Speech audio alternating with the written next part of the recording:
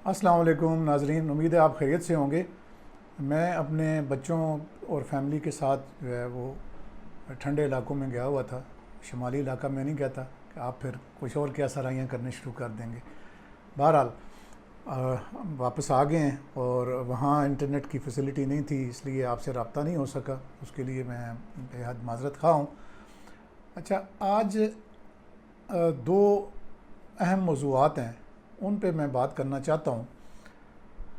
वो ये कि पहला ये सवाल है कि क्या इस्लामाबाद पुलिस पंजाब पुलिस की एक्सटेंशन है,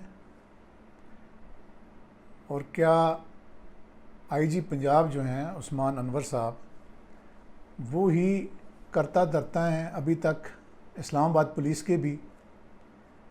और तीसरा ये कि आईजी साहब पंजाब और नेशनल पुलिस फाउंडेशन के जो एमडी हैं, उनका और आईजी साहब इस्लामाबाद का ये क्या ट्रैका है। और इसी में एक आगे बात आएगी कि जो इस्लामाबाद पुलिस से लोगों को रद्दी किया जाता है, या ये है कि उनकी ज़रूरत यहाँ पे नहीं होती, उनको जाके तो नेशनल पुलिस फाउंडेशन में रिफ्यूज क्यों मिलता है और कैसे मिलता है। इसके अलावा जो अभी कल तबादले हुए हैं इस्लामाबाद में काफ़ी बड़े पैमाने पर एसपीज़ के और डीएसपीज़ के और एएसपीज़ के, उन पे एक कानूनी नुक्ते पे बात करनी है। तो उम्मीद है कि आपको ये वीडियो पसंद आएगी, आखिर तक इसको देखना है। ये सारे अहम मौज़ूआत हैं। तो चलता हूँ मैं अपने पहले टॉपिक की तरफ कि किस तरह ये चीज़ सामने आती है कि आईजी साहब पंजाब जो हैं वो अनऑफिशियली इस्लामाबाद पुलिस की जो मीटिंग्स हैं उनको चेयर करते हैं, और उनको सुपरा आईजी कहा जाता है इस्लामाबाद में। हालांकि हिस्टोरिकली इस्लामाबाद ज़ाहिर है 1980 से जब से ये ज़िला बना है, तो ये एक अलग एंटिटी है पुलिस की, और इसके अलग होने की बहुत सारी कानूनी पहलू भी हैं। और फिर अलग होने की वजह से जो हिस्ट्री में पंजाब पुलिस से गिले शिकवे हैं इस्लामाबाद पुलिस के, कि जो भी धरना या जो भी लॉन्ग मार्च आता है, अगर वहाँ पे फेवरेबल गवर्नमेंट ना हो मरकज़ के, तो वो उस धरने को, उस लॉन्ग मार्च को नहीं रोकते कि इस्लामाबाद पुलिस वाले जाने और उनका काम जाने। बहरहाल अभी चूँकि हमारे जो इस्लामाबाद के मौजूदा आईजी हैं, ये वहाँ से लाहौर से आए हैं, और जो आईजी पंजाब हैं वो भी बड़ी गुड बुक्स में हैं, साबका सीएम पंजाब के जो अब वज़ीर दाखिला हैं। और इसी तरीके से जो अली नासिर रिजवी साहब हैं, ये भी उनके बहुत ही ब्लू आइड थे, काम की वजह से होंगे, बेचारों की आंख भी ज़ाया हुई एक हादसे में तो नहीं, मतलब पीटीआई की मरोने मिन्नत है, उनकी जो वायलेंस थी उसकी वजह से। लेकिन हम ये तवक्को करते हैं कि इस्लामाबाद की जो पुलिस है वो अलग से एक एंटिटी है, मगर देखने में ये आया है कि जब से इस्लामाबाद में ये नया रजीम आया है, तो ये कहा जाता है कि ये पंजाब पुलिस की ही एक्सटेंशन है, और पंजाब के जो आईजी हैं उनको सुपरा आईजी कहा जाता है। अच्छा, अब ये थोड़ा सा मुश्किल होगा ये बात समझाने में कि जो एमडी नेशनल पुलिस फाउंडेशन है, बड़ी अच्छी शोहरत के हामिल अफसर हो रहे हैं साबिर अहमद साहब, वो और आईजी साहब पंजाब जो हैं वो आपस में बैचमेट हैं।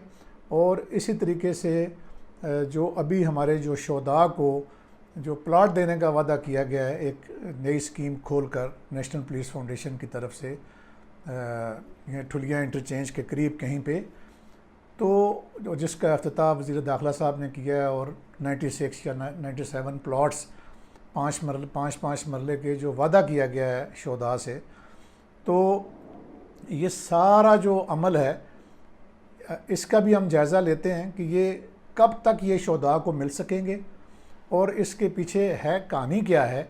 और ये कि जो अफसरान जो यहाँ से इस्लामाबाद पुलिस से यानी वो अफसरान जो सिविलियन अफसरान हैं, जो यूनिफॉर्म नहीं हैं, उन वो जब यहाँ से जो पिछले आईजीज़ हैं उनको वो रद्दी करते हैं या उनको तंग करते हैं या उनकी ज़रूरत यहाँ पे नहीं होती, तो वो उनको सारों को जो है वो नेशनल पुलिस फाउंडेशन में क्यों जगह मिल जाती है। और उसमें एक तो हमारे डायरेक्टर आईटी हैं, वो यहाँ पे एहसन यूनुस साहब के टाइम में मैं ख़ुद इस बात की शाहिद हूँ, और अकबर नासिर ख़ान के टाइम पे उनकी कोई यूटिलिटी यहाँ इस्लामाबाद में नहीं थी। और यानी जब से वो इंडक्ट हुए थे इस्लामाबाद में डायरेक्टर ग्रेड 19 में, तो उस वक्त से ता वक्त उनकी कोई भी ऐसी कारकर्दगी नहीं थी कि जिसको सराहा जा सकता, और उनको नेशनल पुलिस फाउंडेशन ने अपने किसी प्रोजेक्ट के लिए डिजिटलाइज करने के लिए ले लिया। अब उनके यहाँ पे बहुत सारी जो चे में गोइयाँ होती हैं कि जो कंपनीज़ आईटी में आती थीं, जो जिनको ये काम मिलता था, तो उनके हवाले से बहुत सारे शकूक व शुबात थे यहाँ पे। लेकिन अब वो चले गए हैं जनाब, उनको जगह मिल गई है नेशनल पुलिस फाउंडेशन में। इसी तरीके से FM 92.4 जो इस्लामाबाद पुलिस का जो रेडियो है, उसकी जो प्रोड्यूसर हैं मिसेस आयशा जमील, वो कॉन्ट्रैक्ट पे थी इस्लामाबाद पुलिस में। लेकिन एहसन यूनुस साहब के टाइम पे जो उस वक़्त के SSP ट्रैफिक थे, उन्होंने CPO को लिखा कि हमें रेडियो के लिए इनकी ख़ातून की खिदमत नहीं चाहिए। लेकिन चूँकि उनका कॉन्ट्रैक्ट चल रहा था, तो एहसन यूनुस साहब ने सिर्फ उनको क्लोज़ किया वहाँ CPO में। बाद में अकबर नासिर ख़ान ने उनका कॉन्ट्रैक्ट रिन्यू नहीं किया। अब उनका असल जॉब तो रेडियो था, लेकिन उसके अलावा जो इवेंट मैनेजमेंट करना और इस तरह के बहुत सारे काम आगे जितने भी यानी जो इवेंट में ज़ाहिर है फूड का काम होता है, पैनाफ्लेक्सेस लगते हैं, ये सारी चीज़ों का वो आगे से सब लेटिंग करती थी, और पुलिस और यानी जो वेंडर्स हैं उनके दरमियान इनका रब्ता था। अब जब इनको यहाँ से कॉन्ट्रैक्ट नहीं रिन्यू हुआ, तो इनको भी हैरानकुन तौर पे नेशनल पुलिस फाउंडेशन में जॉब मिल गई। अच्छा, ये तो कोई बात नहीं है, जॉब लेना हर एक का अपना हक है, जिसको जहाँ पे कोशिश कर सकता है और जो उसकी स्किल होती है। अब ये हुआ है कि नेशनल पुलिस फाउंडेशन से इनको दोबारा मुस्तार लेकर अब आजकल इस्लामाबाद पुलिस की इवेंट मैनेजमेंट में ये बहुत ज़्यादा इन्वॉल्व हैं, और जो सीनियर मैनेजमेंट है वो इन पे बहुत ज़्यादा इनको इन कर लिया अपने साथ। अब यानी ये जो कंट्राडिक्शन है, ये मेरी समझ से तो ये बाहर है। अब मुझे नहीं समझ आ रही कि उनमें कौन से ऐसे सरखाब के पर लगे हुए हैं कि जो इवेंट मैनेजमेंट कोई और नहीं कर सकता इस्लामाबाद पुलिस की, सिर्फ वही करेंगी।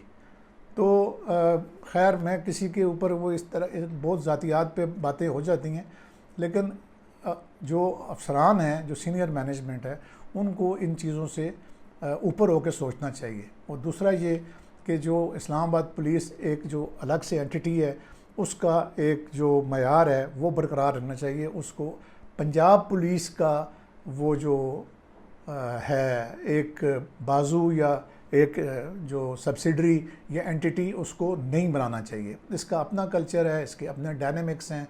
ये कभी भी पंजाब के साथ यानी पंजाब पुलिस का ये नहीं बन सकती, ये पुलिस उसका बाजू नहीं बन सकती, इसकी अलग शनाख्त है। अच्छा, अब जो तबादले हुए हैं उनकी बात कर लेते हैं। तो बहुत सारे तबादले हुए हैं बड़े पैमाने पर, SDPOs के भी हुए हैं, SPs के हुए हैं। अब 7 SPs के तबादले हुए हैं भाई। इनमें से 3 जो हैं वो उनके आगे आप गौर देखेंगे तो लिखा हुआ होगा OPS, यानी ऑन पे एंड स्केल। अच्छा, सीनियर अफसरान का तो काम चल जाता है। अब जो SP होता है उसकी कमांड होती है अपनी फ़ोर्स पे, और जब फोर्स पे कमांड तभी आती है जब उसको वो सज़ा जज़ा दे सकता है।